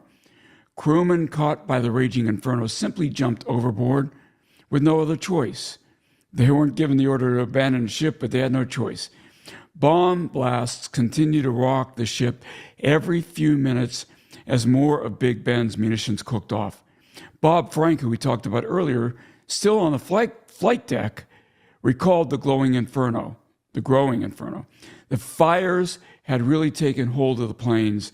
Things started to explode, and with each explosion, the fires got more violent and closer. And for the first time, I really contemplated going over the side. It was then that I realized I had no life jacket. He should have had one he would have had one if they'd wear it at condition 1, by the way. Exactly. I went looking for a life jacket when things started exploding again. 40 millimeter rockets probably for the Bofors, the anti-air guns, started cooking off, tracers flying in every direction. There was no way I could get around it. Then the powder keg bags for the 5-inchers cooked off. Things started getting bad really quickly. Frank continues, the fire was moving through the planes like a firestorm, systematically blowing them up on the flight deck, the way you described, Seth. It was just incredible. Then all of a sudden, something went off in one huge explosion right by me, a bomb. Maybe a Tiny Tim, I don't know. I didn't care. I said to myself, the hell with this, I've got to go now. The ship was still under steam, so when I jumped, the props sucked me under, very common. The wake eventually popped me back up. I looked up and saw Franklin pull farther away. I saw a guy in the water with a life jacket, so I swam to him, but he was dead. I grabbed onto a piece of cork and held onto it for dear life. There were a lot of these floater nets that were held to floating with cork. They were in lieu of kind of life rafts, and so it might have been broke loose from one of those nets, Seth. Yeah, and there's stories too of guys that were on the flight deck, like Frank. I think Frank was one of them, as a matter of fact. That was when he was running down there, shutting the airplanes down one by one. He was busting open the life rafts on the airplanes and flinging them overboard, knowing that their guys had to have been blown overboard. And there's several stories of Franklin survivors who jumped overboard and found aircraft rafts, unmanned, floating in the ocean. And that's wound up with saving them. Others undoubtedly joined Frank in the sea. John Vandergriff, who we talked about before, who had shattered his legs when the deck heave threw him up into the overhead, rolled off of Franklin and joined several others in a life raft. He said, quote, the explosions were ripping her apart. It was unbelievable. I thought there was no way she was going to survive. As Big Ben burned, individual men came to her rescue. Men located and turned on fire pumps, allowing some water pressure to get to fire hoses. Air crewmen, sailors, and Marines with little to no firefighting training grabbed hoses and did whatever they could. By 0:25, again, remember, this is, less than an hour, all this is going down. The ship was heading straight for Japan at 16 knots. Rear Admiral Davison shifted his flag to Hancock, but before he left the ship, he gave a written note to Garis suggesting that he consider the order to abandon ship. To Garis's credit, he told Davison to his face that he would not do so. He would fight to save his ship. Garis then immediately requested surface support from nearby ships to help fight the fires. Davison transfers to the destroyer USS Miller, DD 535, and issues orders as follows, quote, please render all possible assistance, unquote. That's all he said. With those orders, the cruisers USS Santa Fe, CL-60, and Pittsburgh, CA-72, moved in. As they did so, Franklin assumed a slight list to starboard that steadily began to increase, Bill. Mm-hmm. Yeah, so no doubt that this is going to keep happening. Tons of seawater were pouring into her bowels, particularly her berthing areas and other compartments. The water was brought in by fire hoses and drained through the holes in her hangar deck, uptakes, and anywhere else it could find a way in. By 0840, the list increased to 6 degrees. Franklin was still under power, but was slowing down, almost as if she was dying. Still a fire in her hangar and astern. The ship was anything but safe. Fires raged topside and inside the vessel as men were still trapped in her hangar and below.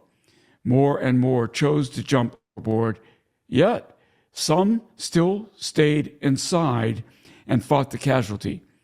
Below decks, Lieutenant J.G. Donald Gary, an engineer familiar with the inner workings of the ship, came upon hundreds of men trapped in the mess decks.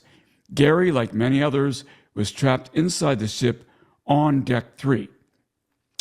Using a breathing apparatus, Gary made his way through the labyrinth of passageways, down a deck, and then topside. Remembering his path, Gary went back down to deck 3 and led men out of the mess decks to fresh air. He said, when I stepped through the door, There was a look of hope and anxiety on every man's face. I explained that I'd found a way out, and they would make it if they kept their heads. Making the trip at least 3 times, Gary was credited with saving the lives of over 300 men. For his selfless efforts going through that danger when he could have escaped himself, he would receive the Medal of Honor, Seth. Yeah, that's true heroism right there, putting yourself at risk to save your fellow man. Never, never ceases to amaze. As the ship continues to list, and her list is going to continue to grow, crewmen began tossing off everything they could lay their hands on that wasn't nailed down, as I put in the notes. If it wasn't nailed down, it went over the side. Ammunition, especially, were among the first things to go. Bombs, ammunition, fuel, and God knows what else continued to explode on Big Ben until around 0900. By 0930, most of the ship's fuel had burned off, and the vast majority of ordnance had already exploded, but not all of it. The ship was not out of the woods, not by any degree. By 0945, Big Ben lost all steering control, and her list increased about 1 degree every 10 minutes. USS Santa Fe pulled up alongside to render assistance.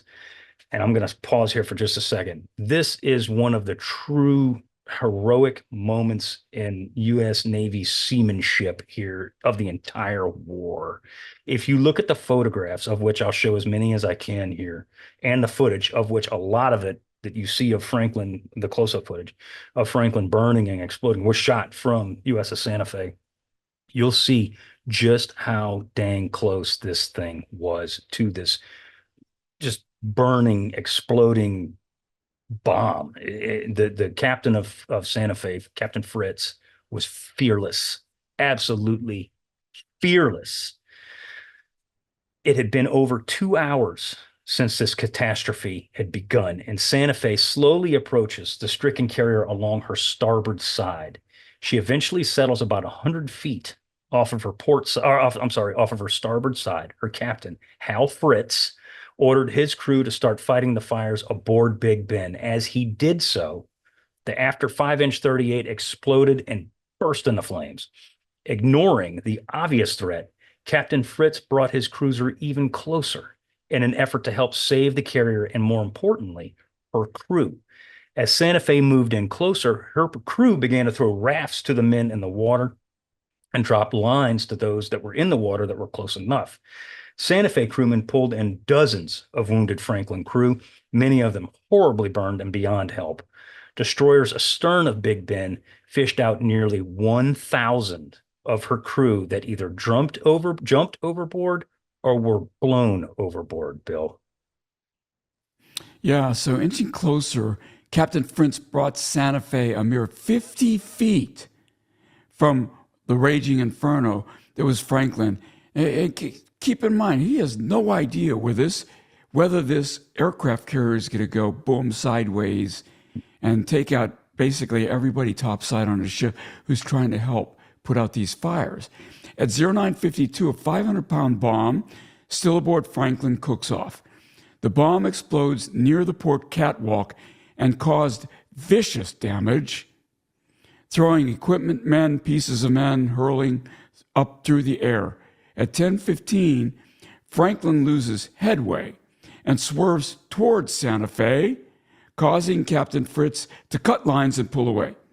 Less than 45 minutes later, Santa Fe is back alongside Big Ben, continuing to fight the fires and ferry men aboard. By noon, over 850 Franklin crew members were aboard Santa Fe. As the situation continues to develop, more men made their way topside. Those that did seemingly all remember the actions of just one man who was still aboard. Yep. And who's this guy, Seth? One of the most unique individuals of the entire Pacific War, and that's saying a lot. That is Boston native Joseph T. O'Callahan. He had served as Big Ben's Catholic chaplain for only 17 days when she endured her ordeal. Father O'Callahan had previously served as chaplain aboard USS Ranger, which was also, of course, the ship that Garis was aboard, and other locales before being assigned to Franklin after she left the States to return to war after a kamikaze hit. Father Joe, as he was called, was like many others and was eating chow when the chaos began. Immediately throwing his food to the side, he, like everybody else, took shelter under a mess table. He later said, quote, "The mind works quickly in emergencies. These were my thoughts and prayers as I crawled under mess tables in the wardroom, through the mess deck to the enlisted men huddling there. There was a mood of almost incipient panic," unquote. Yeah, I guess so.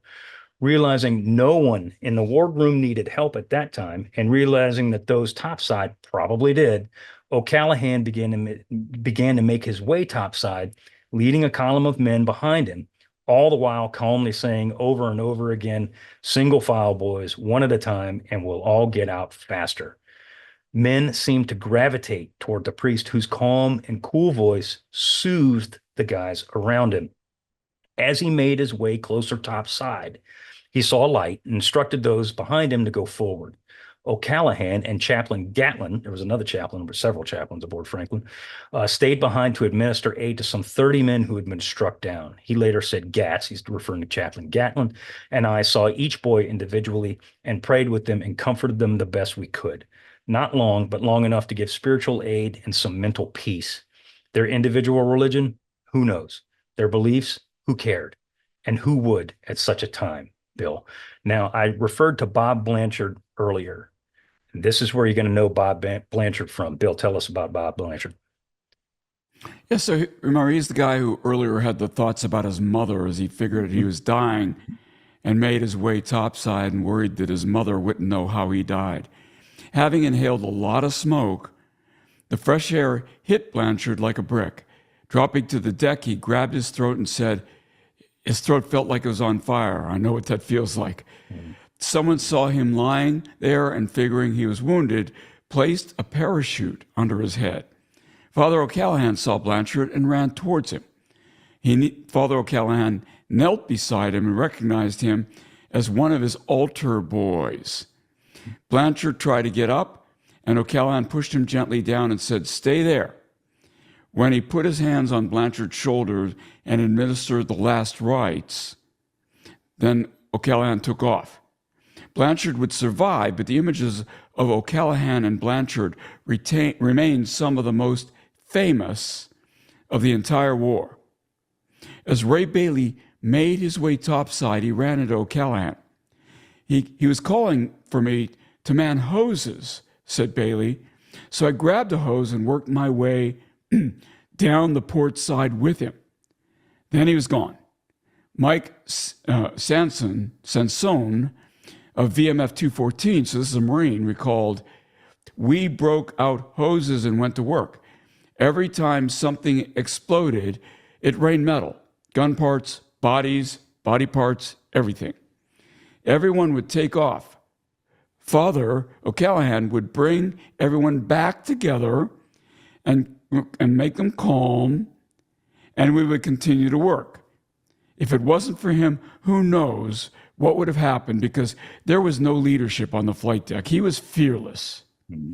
Others watched as O'Callaghan grabbed the hoses and led firefighting efforts himself, often walking straight into the fires. It's like Book of Daniels kind of stuff going on right now. Yeah. O'Callaghan began giving orders to anyone he could find to start defusing the bomb that were scattered on the flight deck. Men said, "He was really something else, old Father Joe. You couldn't miss him. That big white cross on his helmet. He was organizing things like you wouldn't believe." O'Callaghan then moved to one of the 5-inch mounts and instructed those guys to follow. They jumped into the mount head first and started tossing shells out. Yeah. By human chain, starting with Father Joe, sailors emptied the mounts of ammunition so they wouldn't cook off. Through all the chaos, Father Joe seemed to be everywhere. Captain Garis himself admitted as much, Seth, and this is going to come in into the story later. Yes, it will. Just his presence seemed to calm the men. A sailor recalled, quote, "Through all of this, I suddenly looked up and saw through the smoke Father O'Callahan striding confidently through the smoke, big white cross on his helmet. When I saw this, I thought, in this sign you shall conquer. And by God, we did."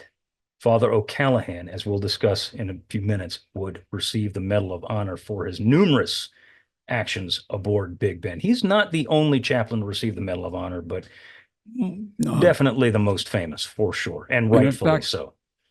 yeah, at your old museum down in New Orleans, they have a kind of a tribute to the various chaplains that Right. received the Medal of Honor. By the way, this in this sign you shall conquer. For those of you that aren't historians of Christianity, that's what Constantine thought he saw in the clouds on the cross that caused Constantine to, the Emperor Constantine, Roman Emperor, to convert to Christianity. Go ahead. I segue there to get Seth. No, it's important because a lot of people won't know that. And 100% clarity, I was raised Roman Catholic. I know you were too, Bill, in the early part of Mm. your life. And I remember as a young, I went to Catholic school my whole life, like any good New Orleans boy does. You go to Catholic school, you go to Catholic grammar school, junior high, and Brother Martin High School. Catholic boys school run by the Brothers of the Sacred Heart. So we were ingrained with these stories as young men. And I remember I knew who Father O'Callahan was when I was 12. And I've been looking forward to being able to talk about this absolutely fearless human being for a long Yeah, time. I Okay. didn't go to Catholic school, so I learned him after being in the Navy. But go ahead.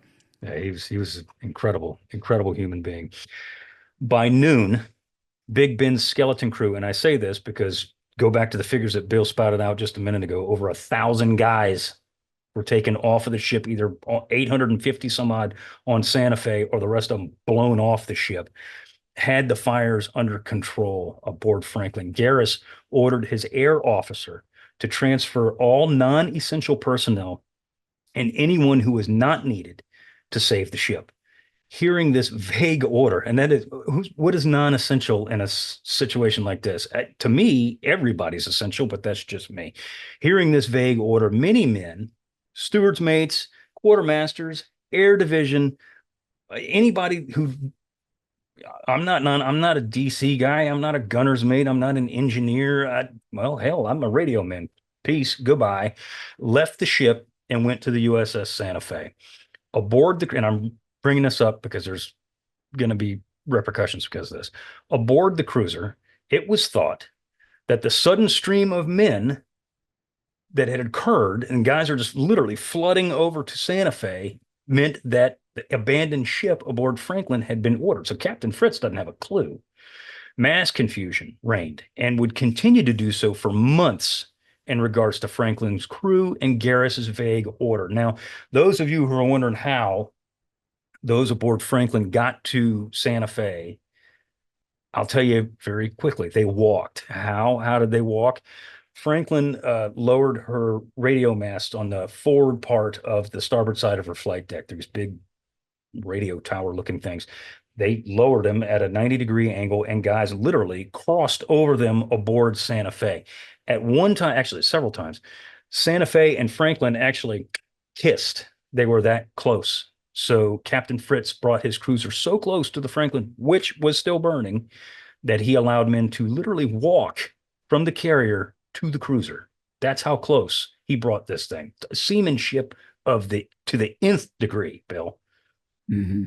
Yeah, and you don't want to fall in between those two No, ships when no, you're you're doing it. dead if you do. Yeah, That's you're for gone. sure. So by 12:30, 826 crewmen, including 103 wounded aboard Santa Fe, cut lines and pulled away from Big Ben. So it's 12:30, okay? Her work was done for the day, but the Japanese, sensing they had a victim, were not done for the day. At 12:54, they came. American AAA erupted, but one bomb landed close aboard the stricken carrier, seemingly lifting her out of the water and increasing her list to 16 degrees. Rear Admiral Davidson Davison ordered cruiser Pittsburgh to tow the carrier, which she did. As the carrier's XO, Joe Taylor, had the crew up forward rig the ship for the tow through her starboard anchor chain.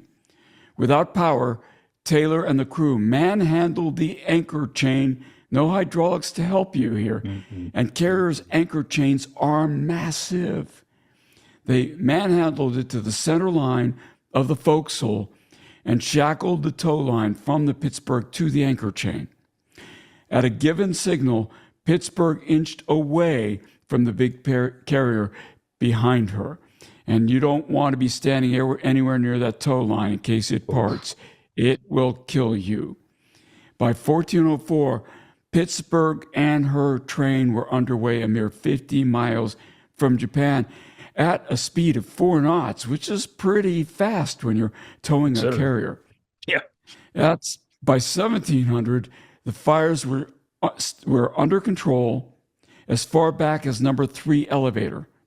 By 2200, 10 p.m., 3 destroyers, Miller, Bullard, and USS Kidd, DD 661, as well as 4 fleet tugs pulled alongside Big Ben and helped fight the remaining fires. By 0210, they were all out. This is incredible. It really is. This is most of the work being done by ships alongside, so it's just incredible. I don't know of any story like this where ships alongside put out this many fires. All through the night, engineers attempted to raise steam on Big Ben. Boiler number 5 was finally lit, and by midnight, engineers began to warm up her engines. Behind the stricken ship, a rescue effort was underway to pluck Franklin's crew from the waters off Shikoku. In all, 1,711 crewmen were saved, half the crew, including 900 pulled out from the water by destroyers. By 0930 the following day, Big Ben had raised enough steam and had regained rudder control that she cast off from the tow, Pittsburgh. By 11:38 that morning, Big Ben was pushing forward at, boy, oh boy, 14 knots. A miracle considered the calamity she had just suffered. By 14:05 that afternoon, she was underway under her own power again and moving towards Ulithi, although they wouldn't be able to help a lot, Seth. No, indeed. So just, and I'm not going to get in, we don't need to get into ship design discussions here because I'm not a nautical engineer and I don't think you are either. But just think about what happened here and look at the footage that I'm showing here now. And you'll see the absolute devastation that occurs aboard this aircraft carrier. I mean, we've probably all seen the pictures, but just dwell on those for a minute. I mean, this thing looks like it got hit by a multitude of bombs because, well, technically it did, her own bombs. But regardless, I mean, there's holes all over the flight deck. The stern end of her flight deck is, it looks like what's left of a campfire. I mean, everything's just black and burned through. You can see clean through her flight deck into her hangar, and in some spots you can see clean through below that. I mean, the thing is Swiss cheese. And the absolute incredible design of the Essex-class fleet carrier allowed this thing to sail her way under her own power, by the way, back to the United States and not end up on the bottom of the Pacific Ocean. It's truly incredible. It really, really is. So muster was taken aboard the ship as she departed the area. Of the 3,400 officers and men who had been aboard on March 18th, only 491 were counted. 105 of these were officers, and of the 491, roughly 200 were in any kind of shape to do any kind of work. Garis requested the return of his surviving DC men, of which there were very few, aboard other ships, roughly about 100 guys. He then denied, get this, if this guy hasn't endeared himself to you yet, he will now. He then denied access to many who requested to come back aboard, saying that the ship did not have enough viable berths, which is probably true to an extent. However, those arriving back aboard were handed the following letter from Garis. It read, quote, the commanding officer requires an immediate explanation in writing as to when, where, and why you able-bodied and uninjured left this vessel while she was in action and seriously damaged when no order had been issued to abandon ship. Yes, sir. The shot given to I swear to God, I'm not making this up. This clown, which is what he is, a clown, completely out of touch with reality. All you got to do is if you're standing on the bridge of Franklin is look behind you and you'll know where and why those guys were not aboard your ship. Bill, have you Yeah, ever heard of anything like this? no, he's basically accusing them of desertion. Exactly. Basically, show cause why you shouldn't be charged with desertion. Mhm. This is incredible. That is The precisely. shot given to these returning sailors by Garis's letter was like another bomb had hit them. The men were flabbergasted. Just how out of touch was this guy?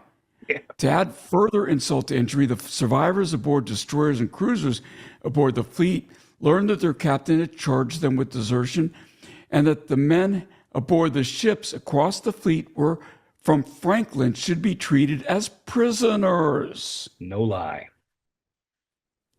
Officially, this action, which was later rescinded, I'm sure he was ordered to rescind it, stuck in the craw of many a Franklin survivor to their dying day. Most of the men hated Garis with a passion, and you could kind of understand why. Yeah. On March 24th, 1945, Franklin dropped anchor in Ulithi. Men across the fleet anchorage gawked at the damage sustained by the carrier and wondered, many out loud, how she had survived. Her own crew wondered as well. 2 days later, Big Ben left Ulithi bound for Pearl Harbor and ultimately New York shipyard. By the end of her ordeal, Big Ben's crew would become the most decorated crew in Navy history.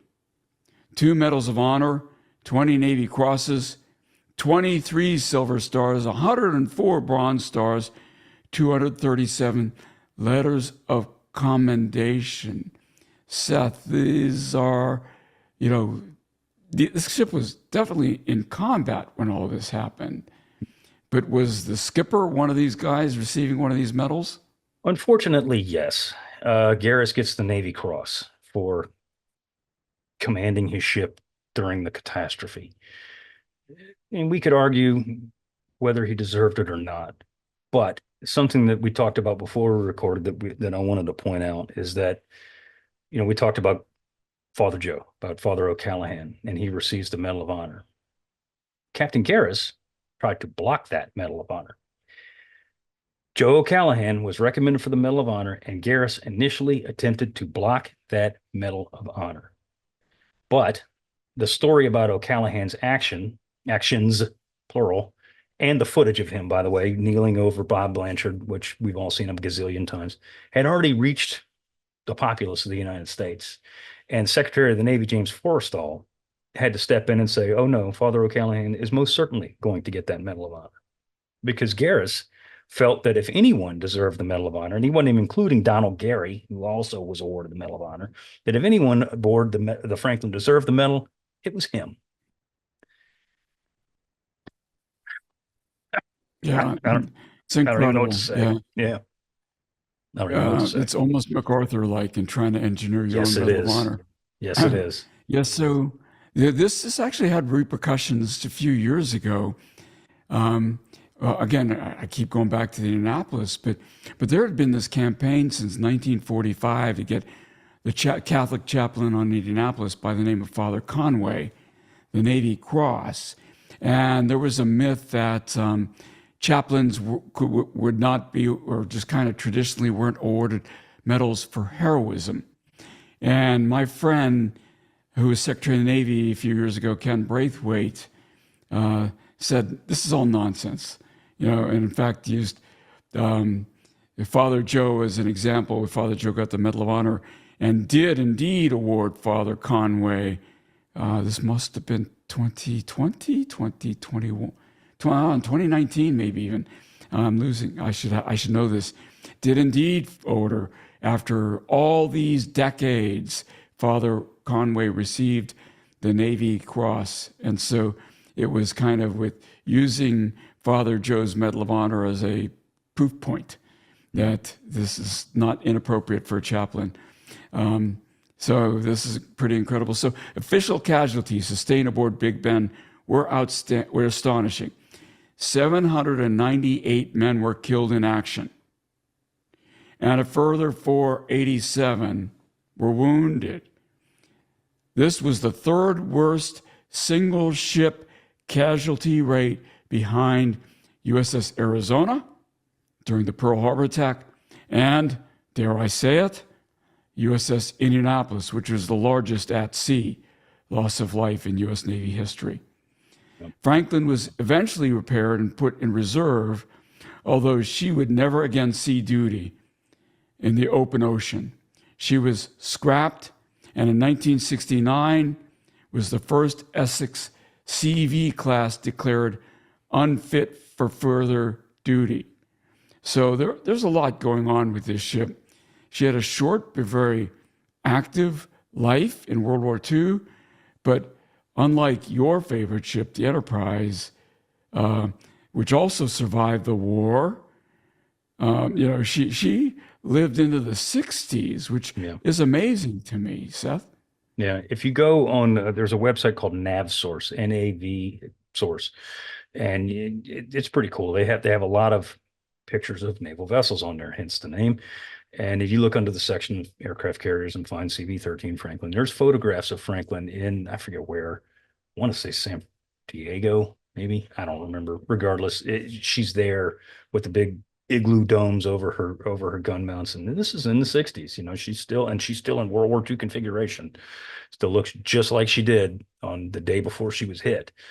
And she suffers a very sad fate. But ultimately, you would love to see ships like that preserved. Obviously Enterprise, that's always number one, and not just me personally, but I think everybody would vote that. But ultimately, the memory of Franklin needs to be not of her catastrophe. Of course, that's what everybody thinks of, but of the efforts to save her by her men and the stories of the men that were aboard that ship, or were in some cases blown off of that ship, that we talked about today. And I hope, even though we took a lot of shots at Garis, and rightfully so, and I have a feeling that a lot of the people that watch this, I can envision the comments right now that they're going to agree with us that he was less than stellar as a commanding officer of a United States naval vessel. Ultimately, we want you to remember the stories of the guys that were aboard this thing, because that's why we do this podcast from the get-go, is to remember the guys that did these things and served in this war. And, like I said at the beginning of this episode, Franklin, her story is legend. And, to include her in a brief snippet on the episode that we did about the home island trade would have been a tremendous disservice to the legacy of the ship and her crew. And that's why we wanted to focus on this, because it needed to be talked about. 700, what do you say, Bill? Almost 800 guys, 798 men lost their lives in this one attack. It's incredible. Absolutely incredible. It is. Yeah, I'm going to end where I started too. It's a heroic story, but one where you wish the conditions had not been created that required the heroism. And was this avoidable? I think probably so. We'll never know. Yeah. But, if he had had the defenses properly manned, the chances of this Judy got through unmolested. Correct. Through several layers of what we call defense in depth that could have stopped it.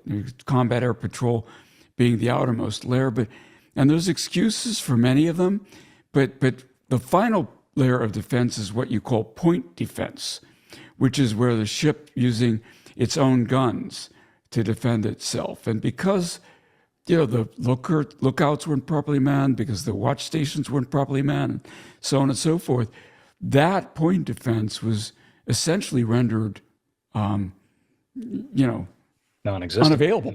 Yeah. Yeah. And, and you can't give that up. You can't give up 50 miles off the coast of Japan.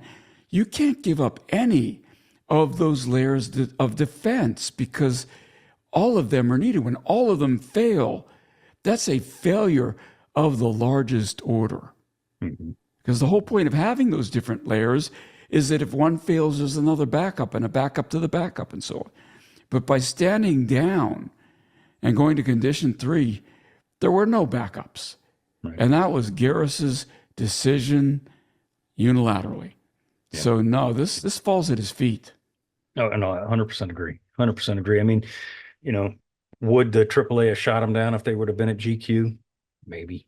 And by the way, the Judy pilot, again, who we do not, as far as I know, we don't know what his name was. He does get shot down. Either one of Franklin's Hellcats or one of Franklin's Corsairs does indeed shoot this airplane down. There's debate as to who shot him down. It doesn't matter, frankly. But would the AAA have shot him down if they'd have been armed? I mean, manned, maybe. But the thing is, in my opinion, even if she gets hit and she's at GQ, the casualties that are sustained inside that hangar deck and the gallery deck where all those dudes were lined up for chow, that wouldn't have happened. It That wouldn't wouldn't. happen. They wouldn't have been there. And by the They way, wouldn't. you got the evasive maneuvering option Right. that didn't happen because they didn't see it. There's all kinds of things that could have happened, right? That didn't happen here. And that's Garis. That's his fault. No He's the doubt. captain. Now, he should have been relieved of command and not given a Navy Cross. I'm sorry. Just the way it 100%. is. Yeah, you're 100% correct. 100% correct. He should have been brought up on charges, frankly, but he was not. So, Bill, is there anything else you want to add to this both heroic, No. tragic, and frustrating story? I'm happy I got through it with this COVID, Seth. So Me too. Me too. Well, with that, we want to thank you for listening in on our conversation. Please subscribe to the Unauthorized History of the Pacific War podcast. Wherever you receive your podcast, give us a rating and review. We do appreciate it. If you got a question or a comment, send us an email at unauthorizedpacificpodcast@gmail.com. Give us a like and a follow on YouTube. Subscribe to our YouTube channel called Unauthorized History of the Pacific War Podcast. So once again, my name is Seth Perrin. I want to thank you very, very much for listening and or watching. Also, pick up Joseph Springer's book, Inferno, the epic life and death struggle of the USS Franklin. Fantastic book.